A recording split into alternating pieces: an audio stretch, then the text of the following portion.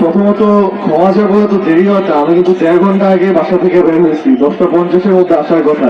কিন্তু আমাদের ফরিদগঞ্জের একটা, আমরা ইলেকশনের আগে থেকে বলে আসছি, একটা কাইন্ড অফ যে আমাদের রাস্তাঘাটের অবস্থা আলহামদুলিল্লাহ।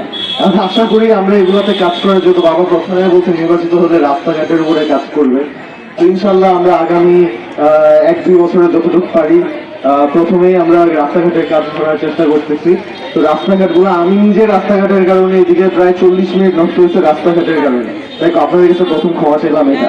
সেকেন্ড, আরেকটা, প্লিজ নামের আগে এত কিছু লাগায় না, লাগালে ভালো লাগে না, তখন আর কথা বলার মনটা চলে যায় যে আল্লাহ এত কিছু মানে সিম্পল রাখে।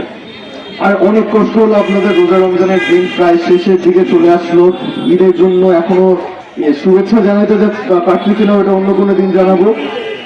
আমি আশা করি আপনারা সবাই রমজানটা ভালো করে কাটাইতে পারলেন, এবং আজকে যে উপহার আপনারা জানেন 2021 সালে আমি ধানের শেষ নিয়ে মেয়র প্রার্থী হয়েছিলাম, কিন্তু এই পৌরসভায় অনেক বড় বড় নেতা ছিল, অনেক বড় রাজনীতি ছিল, কিন্তু তাদের ঘর বাড়ি এবং তাদের ব্যবসা প্রতিষ্ঠান রক্ষা করার জন্য কেউ কিন্তু নির্বাচন করে নাই।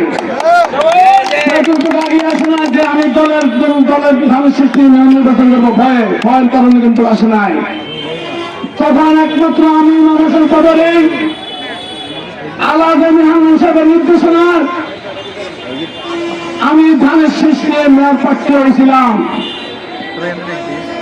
তখন সেই আওয়ামী লীগের সন্ত্রাসী বাহিনী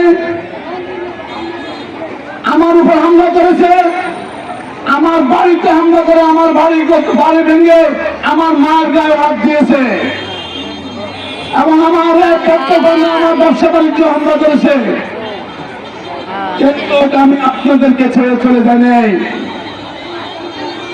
আমি 2021 সালে যেহেতু মেয়র প্রার্থী হয়েছিলাম, আমি দুর্দিনে ছিলাম বলে এখন কি সুদিন নেই না, এখন কোন সুদিন বলতে কিছু নেই।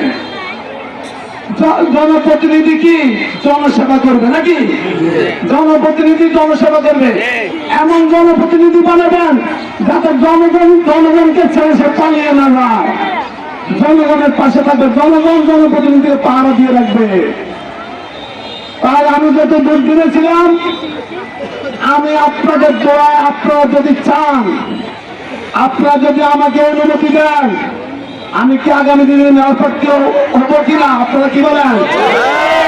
ইনশাল্লাহ, যেটা আপনারা মা বোনেরা আমাকে অনুমতি দিয়েছেন, আমি আগামী দিনে মেয়র প্রার্থী হবো শুধু একটি কারণ, শুধু আপনাদের সেবা করার জন্য, আপনাদের বদলা দেওয়ার জন্য।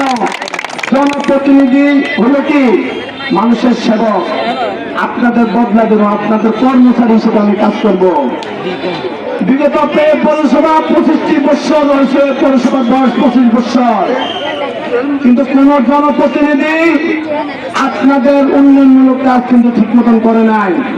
তার কারণ আপনারা দেখেন বিভিন্ন রাস্তাঘাট, বিদ্যুৎ সমস্যা।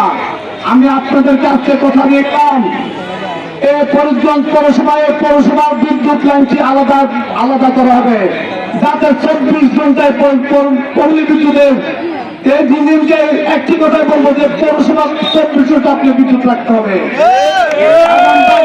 উন্নয়ন কাজগুলি যেগুলি আছে, অসমাপ্ত কাজগুলি আমি সমাপ্ত করব। তাই আপনাদের কাছে আমি বেশি বিরক্ত করবো না, আপনাদের দোয়া আছে, আমি আপনাদের কাছে বিদায় নিচ্ছি। খুদা হাফেজ। দেশনেত্রী বেগম খালেদা জিয়া জিন্দাবাদ, আমাদের প্রধানমন্ত্রী তারেক রহমান জিন্দাবাদ জিন্দাবাদ, আমার মা বোনেরা জিন্দাবাদ। আসসালামু আলাইকুম ওয়া রাহমাতুল্লাহি ওয়া বারাকাতুহু।